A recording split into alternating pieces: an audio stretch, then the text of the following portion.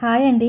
ఈరోజు లాంగ్ వీడియోలో ఈ బ్లౌజ్ కటింగ్ అయితే పెట్టానండి. ఎవరికైనా ఇంట్రెస్ట్ ఉన్న వాళ్ళు చూడండి. వీడియో నచ్చితే మాత్రం ఖచ్చితంగా లైక్ చేయండి.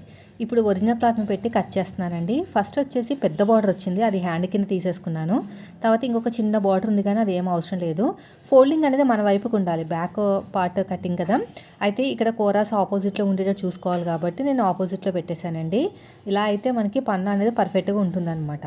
ఎప్పుడైనా సరే కోరాస్ ఆపోజిట్లో ఉండాలి. బ్యాక్ పార్ట్ ఫోల్డింగ్ వైపుకి, ఫ్రంట్ పార్ట్ క్రాస్ కటింగ్ కదా, క్రాస్గా వేసాను. మనకి క్లాత్ బాగుందండి. అసలు చిన్న సైజ్ బ్లౌజ్, పెద్ద బ్లౌజ్ పీస్ అనమాట. ఇలా వచ్చిందంటే మనకి తొందరగా ఫాస్ట్గా బ్లౌజ్ అయిపోతుంది. అదే అతుకులు పడ్డదనుకోండి, అసలు ఎన్ని అతుకులు వేసినా కూడా టైం అనేది వేస్ట్ అయిపోతుంది, చిరాకు వస్తుంది. బ్లౌజులు కూడా అంత తొందరగా కుదరవు, టైట్గా వేసుకుంటే పీలుకుపోతాయి, తిరిగి మనల్ని అంటారు. కాబట్టి బ్లౌజ్ అవ్వకపోతే అవ్వలేదని చెప్పేయటమే నయమండి. కస్టమర్లు వెళ్ళిపోతారేమో, లేదంటే మళ్ళీ రారేమో అనుకోకండి. ఎందుకంటే పర్సనల్ ఎక్స్పీరియన్స్తో చెప్తున్నాను అనమాట. అవ్వకపోతే మాత్రం అవ్వట్లేదని చెప్పండి, అయితేనే కుట్టండి, లేకపోతే